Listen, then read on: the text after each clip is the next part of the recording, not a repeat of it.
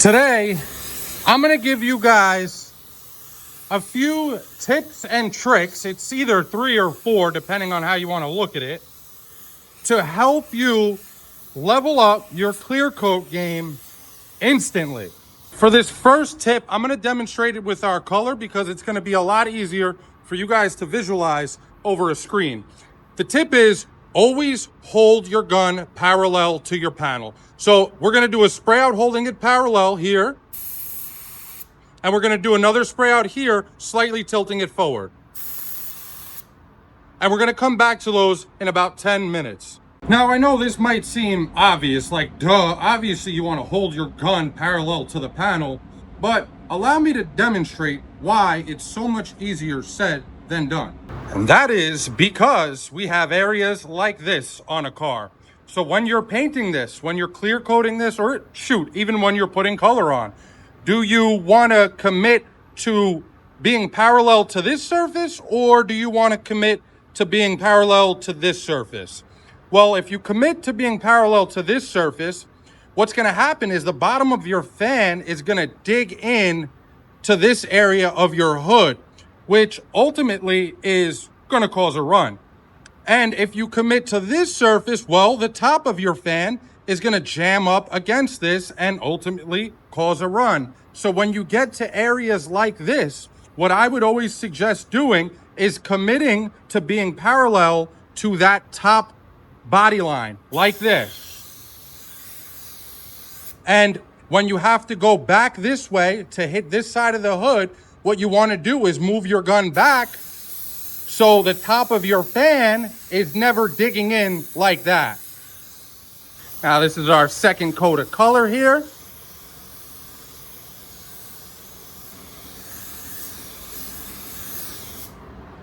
Got a hair in our panel, so we got to take care of that real quick. I'm using my Kovacs K1000. It actually came out. I guess it probably landed on top of that last coat. But I'm using my Kovacs K1000. For those who don't know, you can grab this on my website if you were interested. I have a couple things on there. Anyway, that's taken care of. For our next tip, I know I covered this in our last video, but it goes hand in hand with another trick that I'm going to show you. So keep this in the back of your mind. So what you want to do is get your panel temperature. We're at 76 here, and then you want to get your clear temperature. You see, I actually brought my clear and my hardener in the booth this morning because it was really cold in the mixing room. I mean, that could be another tip for you right there. After you get your panel temperature, the next thing you want to do is get your clear temperature. So we're right around 70 degrees. Then once you have both of those, what I want you to do is write it down. Write it down somewhere that you can refer back to it, whether it's in a notebook or in notes on your phone. Write it down so you have it to refer back to in the future. You're gonna see right after our first coat of clear exactly why I want you guys to write that down. But before we throw our first coat of clear on, let's take a look at our spray outs. So this spray out looks great. And here we got a run. So you could see the impact a slight tilt or not being slightly parallel to your panel can cause.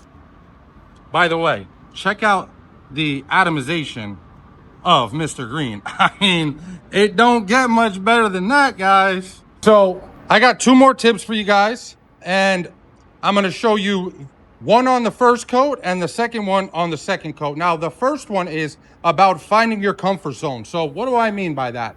I basically mean, to put it simply, figure out whether you're comfortable working on the left side of your gun or the right side of your gun, right?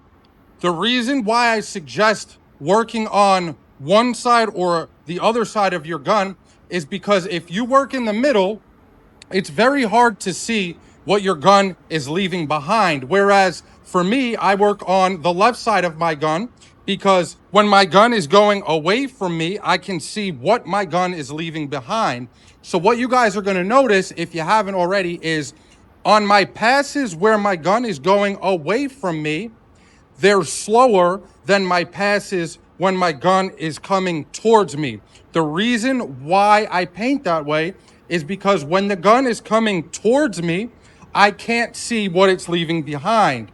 So I move a little quicker. And then when I do my pass away from me, I'll slow down just a little bit.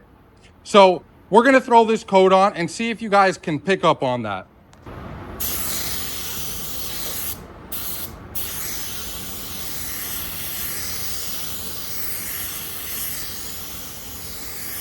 And you notice how I'm keeping my gun, I'm preventing my gun from being tilted on one side or the other of that body line.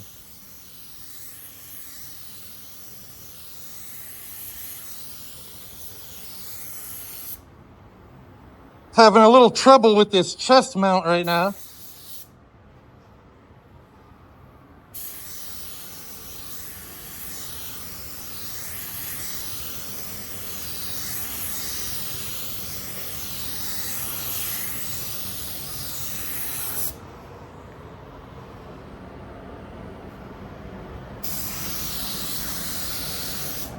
You know what? I'm just gonna hold my phone.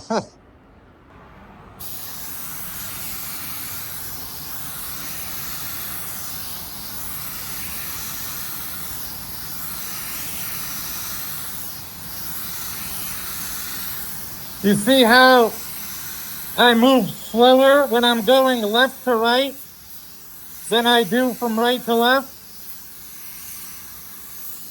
That little tip is gonna help you guys out more than you could imagine. All right, so we just finished putting our first coat on everything, right? Now what I want you to do, come over to your timer. By the way, you need to pick up a timer and click start. Now you're gonna have 3 data points, right? You're gonna have your panel temperature, your clear temperature, and your flash time in between your coats. That data is extremely useful because if you get runs, you know, well, when my panel is between this temperature and this temperature, I need to leave an extra X amount of time in between my coats. But not only that, you're also going to be able to determine what difference between my panel and my clear is too much. Because eventually you're going to get your flash times down perfectly for every temperature out there. And then if you have issues when you made sure your flash time was appropriate for your temperature, you're going to be able to narrow the issue down to the difference between my panel temperature and my clear temperature must have been too great. So I need to make sure that my panel and my clear are within this amount of each other. Hopefully that makes sense to you guys. I tried to explain it as best I can. Let's get in there and lay our second coat, and I'll give you guys my last tip. And this is a big one. And as soon as you come back in the booth for your second coat, the first thing you do after you put your stuff down, click stop and keep that time in your head if your clock doesn't hold it there for you. And you're going to take that time and you're going to go write it wherever you wrote your panel temperature and your clear temperature. Now, on to the last coat. Now, this next trick is something that took me a long time to figure out.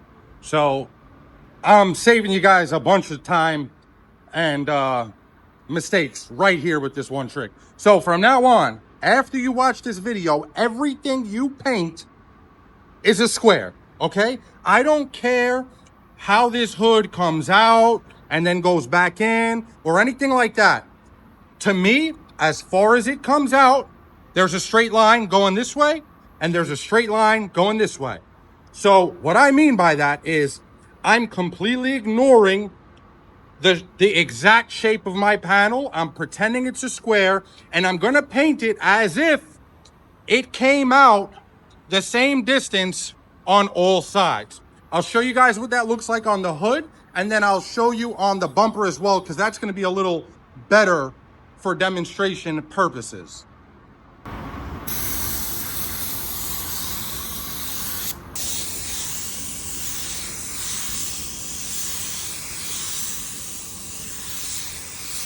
And you see, again, how I'm maintaining my gun position over that body line as my hose is falling off my shoulder. Today's a rough day for me with the freaking camera, man, let me tell you.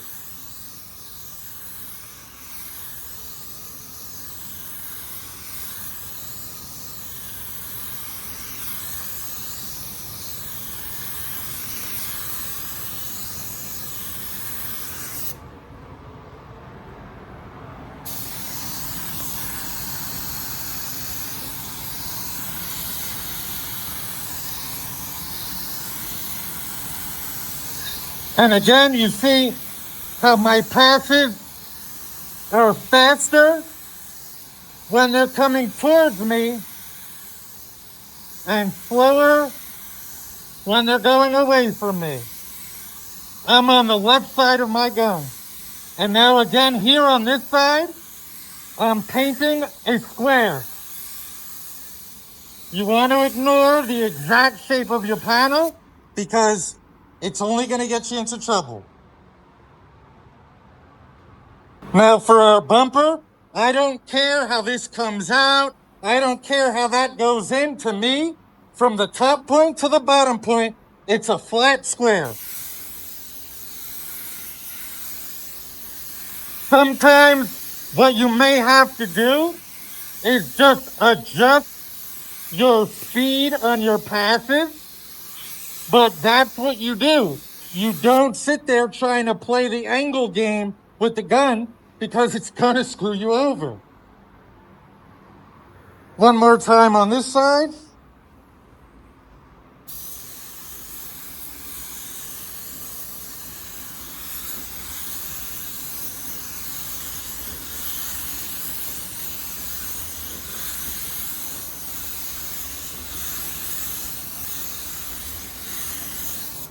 And that's it, just like that. All right, so I've given everything about 10 minutes to flow out. And as you can see, everything came out great. And we didn't get into any trouble right on our edge here at all because we painted it like a box. And of course, same thing on our bumper. Everything came out beautiful. Anyway, that's going to be it for this one, guys. If you enjoyed the video, if you got any value out of it, or if you were entertained, if you could, please consider dropping a like, comment, or maybe even subscribe, or shoot, hit that hype button. Thanks so much for watching, guys. Until the next time, peace.